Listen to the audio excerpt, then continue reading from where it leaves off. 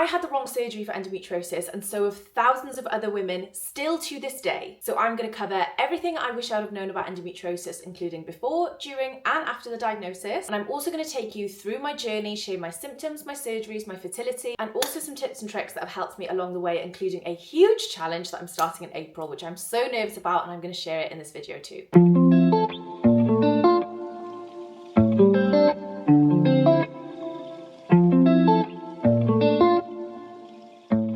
Hi everyone, my name is Sophie and I have officially started vlogging about endometriosis on YouTube. So if you've never seen my face before, I have an Instagram and a TikTok called the Endo Spectrum, and basically I talk about my journey with endometriosis and how I live my life with it, because I ended up having to quit my job. I went through this whole fertility journey, which I'm going to talk about, and now I just do it full time. Like, I literally raise awareness on endometriosis full time. So I thought it was the perfect time to launch YouTube whilst it's still Endometriosis Awareness Month. I thought I would go into my journey with endometriosis and the things that I really wish I'd have known way back when, which one would have helped me feel so much better about myself, but two, I could have potentially avoided the wrong surgeries and protected my fertility much sooner. So we're going to start with my pre-endo journey, and this started when I was sort of 16, 17. That's when my symptoms started, and that is much later than sort of most people, because that's when I got my period. So again, I was super late anyway. There's no apparent link between endometriosis and starting your period late. It's just that was the situation for me, and I was really jealous of everyone else on their periods, because I was like, when is my time gonna come? Like, when am I gonna get my period? And I see like my friends with like pads and tampons, and I was like, this is so cool. And then I got my period and I was like, what the fuck is going on? I was like, how are my friends just walking around like nothing is going on? Because I just, all of a sudden, like, it was back in the day when Johnny jeans were like famous. You know, everyone was wearing those Topshop jeans, and they were the kind of like semi-stretchy, high-waisted, like under the boob kind of high-waisted jeans. And I always wore them, always had a super flat stomach, and then all of a sudden looked down and I was like, oh my God, like, when did I get fat overnight? Like, how have I ended up with this huge, enormous pregnant belly? And that was kind of like the first thing that I realized. I was like, why am I so bloated all the time? Why am I gaining so much weight? Why do I always have this like huge puffy belly? And it was especially after certain foods. So my mum's a celiac, my brother's lactose intolerant, so I kind of just thought like maybe those things were kicking in for me, but it just wasn't always. It just felt really random. And something I'll touch on later in the video is I wasn't tracking my cycle, which is a huge thing that I do now. So I wasn't tracking my cycle, so these symptoms were random at the time, and they obviously bloody weren't random. So anyway, I started having the bloating. That was one of the worst symptoms that I was having. And then it kind of all just went downhill from there, to be honest with you. As every period came, they all got worse and worse, and it was like I was just collecting more and more symptoms. So it went from like just being bloated to then being really tired all the time. And it wasn't like, oh, I'm a bit sleepy. It was as if, you know, like you're knackered with the flu. It was like that, but every single time I got my period. And then in the middle of the month, I'd also started getting these like twisting, corkscrew, stabbing pains. And I was like, what is going on? So like I got tested for celiac disease. I never had the endoscopy, which is they go down your throat, but they did the blood test and they said I wasn't. I'd done some like intolerance testing privately, which had flagged that I was maybe intolerant to gluten. But those tests are sort of unreliable anyway. So I was kind of really bloated. I was really tired all the time. Wasn't sure if it was my diet. And then I was just constipated all the time. Like seriously constipated. Like I was lucky to go to the toilet once a week. So I was bloated, I was really tired, I was constipated all the time, and kind of felt like I had a UTI but didn't have a UTI. So that's another really common symptom of endometriosis. And then my periods, oh my God.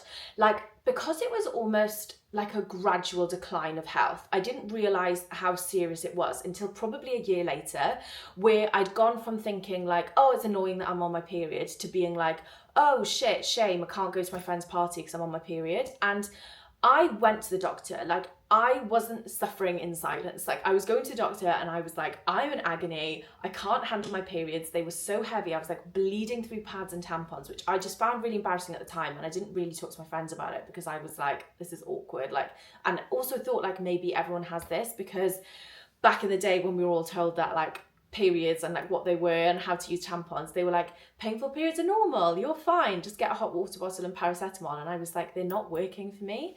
So I was going back and forth to the doctor all the time, and they just kept saying, oh, bless you, like you're not used to periods, it's because you're so much older having them, your peers have had a chance to like get used to them, like don't worry, you'll be fine. And then also had the classic, here's a contraceptive pill, try this, your hormones will stabilize. And I'm doing a menstrual health coaching course at the moment because I'd love to help women one-to-one, and also like learn how to hack my own hormones, because I'm absolutely nowhere near there yet. And in the course, we were learning about hormones and like what the contraceptive pill does to you. And I was like, when on earth were my hormones going to stabilize when they were actually doing the complete opposite on the pill? So anyway, contraception is a whole other video. So I was going back and forth to the doctor for 2 years. So like my whole A-level experience was just me feeling really unwell, being really stressed with A-levels because I just can't handle stress. Like my resilience to stress is zero. So I was just constantly stressed all the time. My bloating was getting worse, my fatigue was getting worse, my constipation was getting worse, and or like bowel problems. I had this like stabbing sharp pain all the time. And like a lot of people with endo explain it as like this tugging pain, like it feels like someone's like reached into your stomach and like tugs on you, and it can literally pull you forward like that sometimes. So anyway, I had all these symptoms. I was going back and forth to the doctor, and I was like, this is getting worse, like the pill isn't helping. So they kept saying, oh, it might be IBS, it might be cystic ovaries, because I did have a couple of cysts on my ovaries, and they just said, oh, it's just that, you're fine. And so for 2 years, they would just like, stop being so dramatic.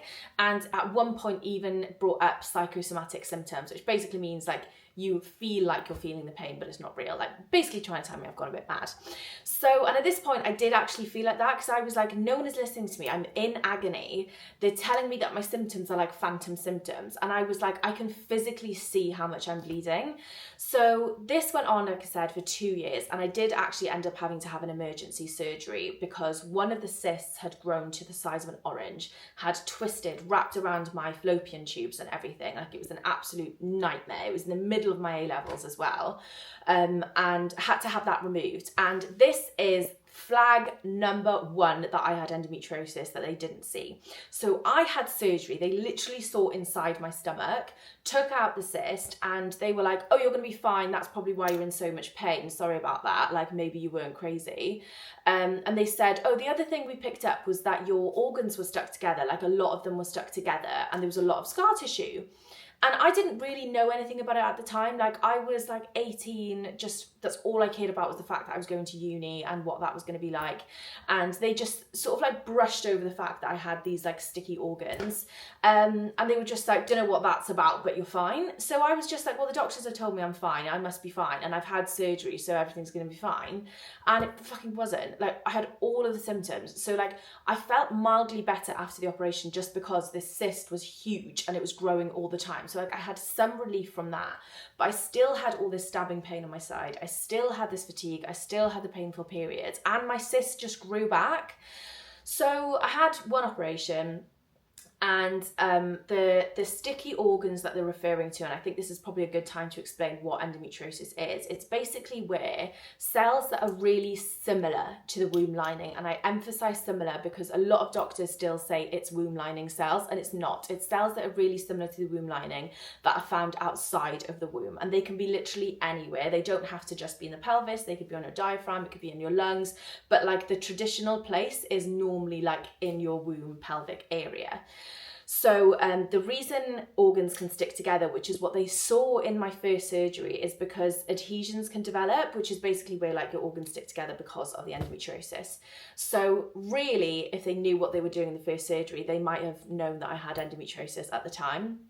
And if you leave endometriosis untreated, it just grows and grows and grows. It's like poison ivy, and it can basically infiltrate organs. Like it's not a good condition to have undiagnosed, but you think it's like a super serious one, and it is. But 10% of women and people who menstruate, have this condition. So really something as common as endometriosis should be known, and it's just not. There's so much more awareness now, but I'd never even heard of endometriosis. I didn't know what the symptoms were, and so that's why I'm so passionate about sharing my symptoms, because they are basically like the cookie cutter endo symptoms, which is bloating, fatigue, painful periods, heavy periods, but not always. Like some people don't have painful or heavy periods at all. Like that's not like you don't have to have all of these symptoms. Inflammation, really bad bloating, things like that. Oh my God, the sun is so bright. Moved over a little bit because the sun was blinding me. So off I go to university and I think everything's going to be fine. And like most students do, I drank loads of alcohol, I ate loads of crap food, I was in catered halls. So it was literally like 10 pieces of toast for breakfast, then you'd have like 2 portions of lasagna and chips for lunch, and then you'd probably have like another lasagna or some more carbs in the evening. Like there was no protein, there was no healthy fats, it was literally just crap carbs, like no good quality carbs, just crap carbs. So understandably, my health just sort of went downhill even more. And knowing what I do now about endometriosis, I'm like, oh my God, that was a recipe for disaster. But anyway, went back and forward to the doctors, and the dynamic of like the conversations changed from what they were in school. So in school, it was, you're dramatic, the symptoms are psychosomatic, you've got IBS, maybe something else going on with your bowels, but like who knows, but just like live with it. That was the story, and just keep going on all these different pills, which were actually making me worse. So when I was at university, the dynamic of the conversations with doctors completely changed. So in school, it was like, oh, you've got IBS, you've just got painful periods, you're dramatic, it's in your head kind of conversations. Whereas when I went to university, it was, how many sexual partners have you had in the last month? And I was like horrified because, well, it's so weird now because I talk about periods all the time and sex and everything like that. I'm so open about it. But back then I could barely say like I'm on my period. Like I found that embarrassing. So to have someone be like, how many sexual partners have you had? I just didn't know what to say. And I was like, in uni, I only had one boyfriend and he was the only person I'd slept with. So I was like, he's my boyfriend, like there's no issues there. And they were like, sure, okay, here's a chlamydia kit, like off you pop to the toilets and do that. And that happened a ridiculous amount of times. Like it didn't matter that every single test I had at university was negative. I definitely didn't have an STI. They kept making me have one. And it was just really frustrating because for me, it brought up a lot of trust issues because I was then questioning my boyfriend, being like, have you been sleeping around? Because they think I've got an STI all the time. But it's just because of the pelvic inflammation. Like it is a very common symptom of an STI. So I see why they wanted to rule that out. The issue was that for another year at university, they still didn't believe my symptoms weren't to do with an STI. So my diagnosis was now 3-4 years in the making of being in pain with no answers, until it got to the point where I was really close to dropping out of university because I was getting so ill. I was so anemic because I was losing so much blood. Like I had a severe iron deficiency, which all of my blood tests were showing, by the way. It wasn't like they didn't know. They just didn't know what the answer was. And I was like struggling to go to my lectures. Like I would walk from my house in town to Loughborough Uni, which was like a 5-minute walk. And I would be like, I need a nap. Like I can't make it to my lecture. It was awful. And I was like desperate to get a first in my degree. And it was just like a really, really horrid time. Couldn't go out drinking with my friends. It was just really crap. So anyway, the symptoms are getting worse, and one doctor finally said the words, I think you've got endometriosis. He was like, you've got all of the symptoms, but unfortunately the only way to diagnose it is through a laparoscopy. So I can't say for any other countries, but in the UK at the moment, the only official way to diagnose endometriosis is through keyhole surgery. So I've had 4 of those surgeries to do with endometriosis or symptoms that are similar. It's still a big deal having surgery, but in terms of like open surgery, it's not that bad. So I had this diagnostic laparoscopy, which is where they have a quick look and basically see what's going on. And they did see endometriosis in the surgery. They sent the cells away and it was confirmed that I had endo. And this is the biggest thing that I wish I would have known about endometriosis. So we've covered the symptoms, but the biggest thing is surgery. So I had no idea that there were 2 different types of surgeries, and I had no idea that an endometriosis specialist was the only one that could do the right type of surgery in the right way. So the 2 types of surgeries are ablation and excision. Ablation is where they just like laser the endometriosis off. It's like cutting a weed, it's going to grow back really quickly. Whereas excision surgery is where they rip it out at the root. Unfortunately, endometriosis is chronic, you can't get rid of it, but it's going to grow back much, much slower through excision. And basically it's just a much better thing to do. So I went through my first surgery not knowing this. I had no idea that endometriosis specialists existed. I thought I did have the right person doing my surgery, because like, why would you ever question a surgeon, right? So anyway, I woke up from my surgery, had a couple of months pain-free, and then all of the symptoms just came rushing back. It was awful, and even worse than before. So I was just like, what is my life? What is going to happen? So I went back to the surgeon and he told me two things. He was like, you either need to have a baby because pregnancy cures endometriosis. I'm going to say this right now before I forget. Pregnancy does not cure endometriosis at all. It is a myth. Some people feel better whilst they're pregnant, and when they give birth, the symptoms come back. Some people are really lucky and they don't, but that is a very, very, very small percentage of the population. It is not a cure for endometriosis. Second thing he told me is that I would need a hysterectomy, which was total removal of my womb and ovaries, which would have meant that I was menopausal at the age of 21 and would never have been able to conceive my own children, because also he'd never spoken about egg freezing or protecting my fertility. It was like, let's jump straight into a hysterectomy. So these were like two huge things, and I was like, I'm a child, I can't have one, so a hysterectomy is probably the best option. And the waiting list was ages, and I needed to get my placement year out of the way, so I ended up going to London, which was the best thing I had ever done, because when I went there, I saw a GP who said, like, this doesn't seem right, do you mind going to see an endometriosis specialist? So I went to see the specialist, and she told me a few key things that you need to know. One, we've already covered, pregnancy does not cure endometriosis. Two, hysterectomies do not cure endometriosis. So I would have had my womb removed and my ovaries for no reason. It cures a very, very similar sister condition. They call it a sister condition to endometriosis, adenomyosis. But I don't have adenomyosis, so it wouldn't have been helpful for me. And number three, I'd had the wrong surgery. So if you remember earlier, I talked to you about those two different types of surgeries. I had had ablation, which is why my symptoms got better straight away. And then they came back with a vengeance later on, because it had been lasered off, not excised, so not ripped out the root. So she was like, I'm really sorry, we're going to have to do another couple of surgeries, which was one of the best things I'd ever done, because I was really scared about going into another operation. And if you know anything about surgery, having surgery itself is pretty crap for your stomach, because surgery causes scar tissue. Your organs are meant to slip and slide and do whatever they need to do in your stomach. When you have scar tissue, it gets in the way.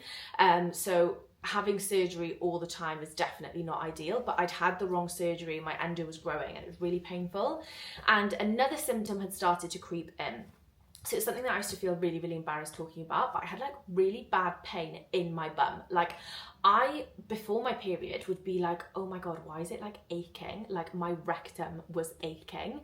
And I'd have this like pain every now and again where I'd be like, it felt like it was like contracting, but I also had that feeling in my cervix. So I was like, why do I feel like someone's put their hand up me and are like squeezing with nails? And anyway, I woke up from the surgery and she was like, you had severe rectovaginal endometriosis. Imagine your vagina is here and your rectum is here and you've got a lining in between.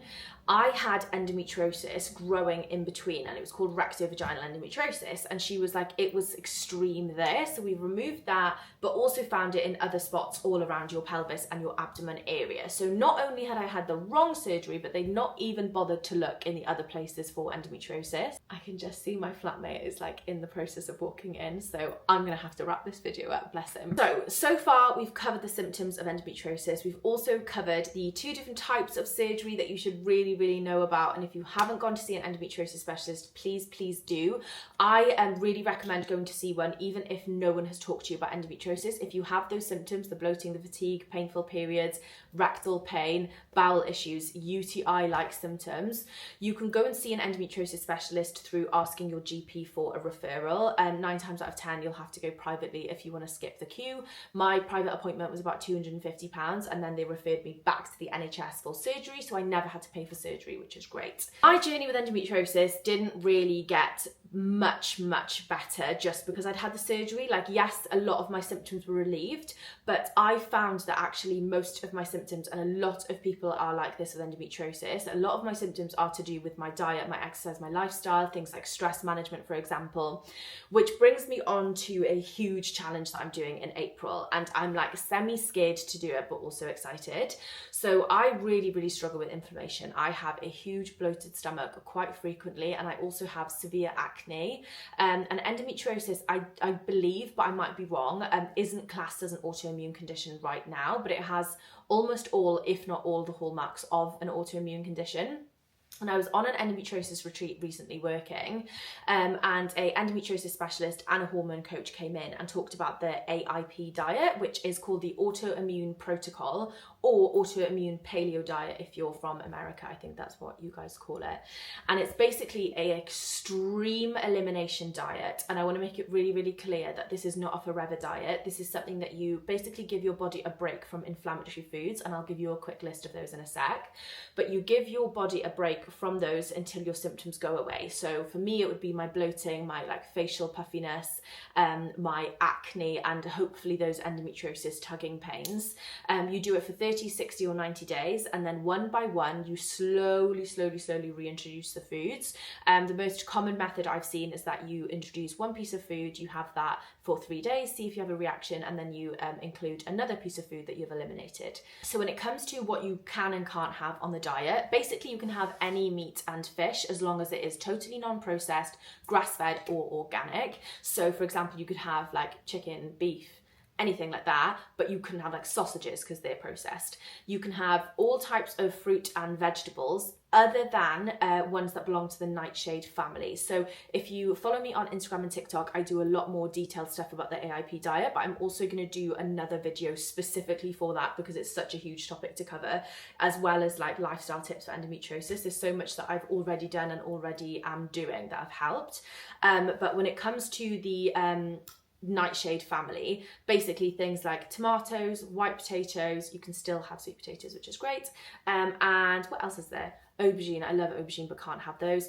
Nuts and seeds, which means that also I didn't know that cocoa beans are apparently a seed, so can't have coffee, and I have 6 to 7 coffees a day which are caffeinated, which I know is awful for me anyway. So I am going to find April very tough because that's when I'm doing it, and starting on the 1st of April. So please help me through that. If you want to join me, let me know, because I know a few people on Instagram and TikTok are joining me on it too, which is great. But yeah, that is something that I'm starting very, very soon. And just in general, food, diet, exercise, lifestyle, all of that has been a huge part of my endo journey. And like I said, if you follow me on my other socials, you'll see how much of an impact it's had on me over the years. Something that I haven't had time to cover in this video is all about my fertility journey and egg freezing. And it's something that I know a lot of you have asked me about on Instagram. And I put a poll on Instagram asking for your questions, and I actually wrote them all down. I've got 21 questions that I need to cover, but I think I'm just going to do that in a separate video.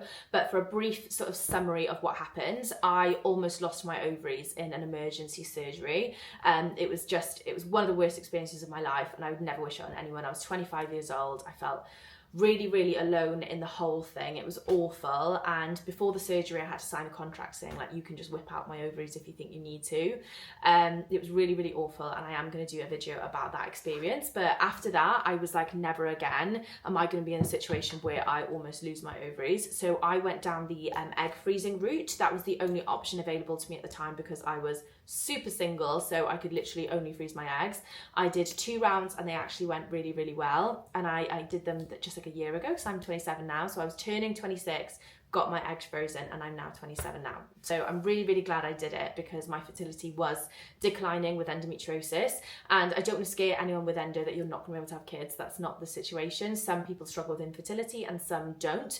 But again, lifestyle factors and trying to minimize inflammation in your body is definitely the best way to go in terms of helping yourself, which is why I'm so passionate about diet and so passionate about this challenge that I'm doing for April. Okay, I'm going to end this YouTube video here because I feel like I've gone on and on about my journey with endometriosis, and I feel like I probably went on about a million tangents, so I hope you're all still with me. But there are a few key things that I want you to remember and really think about when you switch off this video. One are the symptoms. So if you or anyone you know struggles with bowel issues, whether that's constipation or diarrhea, painful periods, heavy periods, fatigue, bloating, painful sex. Painful sex is one that I didn't even cover in this video. See, this is why I need a whole YouTube channel for this stuff. I'm actually going to try and convince my boyfriend to do a endo and relationships video with me because I think it would be 1, really interesting, 2, quite funny because I don't know how Dylan will be on camera, we'll see. And 3, endometriosis has been such a huge part of our relationship, and there have been so many pros to actually having endo, which I feel like no one talks about. Like, everyone knows the shit side of endo and relationships, but no one talks about the positives. So I really want to do a whole video on that. So I will promise my best that I'll try and convince him. He's pretty willing, so I think we'll be able to make one. And the other thing is the difference between the two types of surgery that you can have. A lot of people, including myself, were never, ever told, and people still to this day aren't told, that there are two different types or that endometriosis specialists exist. So please investigate that. And if you have been diagnosed with endometriosis and you are still struggling with some of those symptoms, try and dig into your records or call the hospital to see what surgery you have, because maybe your answer might be there. But also, if you haven't explored things like your diet, your exercise, your lifestyle, please don't snub how much of an impact they have, because I would say they have had the same, if not more of an impact than all of my surgeries put together, because honestly, my life is completely different when I'm on and off a healthy diet, which is why I'm so excited to try the autoimmune protocol. It's going to be really scary trying it, to be honest with you, because the fact that I can't have coffee is just like beyond belief. And eggs, you can't have eggs on this diet, like that's criminal. But again, I'm looking forward to then drip feeding them back in and keeping everything crossed that I can still have them, because I think I'll cry if I can't have them for the rest of my life. But if there's anything that you want to know, please just comment. Go on my Instagram and TikTok as well, because I'm much more sort of active there in terms of I do Q&A polls to see what you would like to see, and drop me a message. I try my best to reply to everyone. So thank you again for watching my first ever video. I'm going to be posting every single week, if not twice a week. And I'm really excited to try this AIP diet and see if it works for me. Something that we didn't have a chance to cover much of is egg freezing. I have 21 questions here that I was hoping that I could go through, but I'm going to make a whole separate video on that. I went through 2 rounds of egg freezing to protect my fertility, which was a huge part of my life, and it's actually when I met my partner, which was a interesting story, which again, like I said, hopefully we can share in the relationship video. But yes, any more questions, please comment below. Thank you so much for watching, and I'll see you in my next video.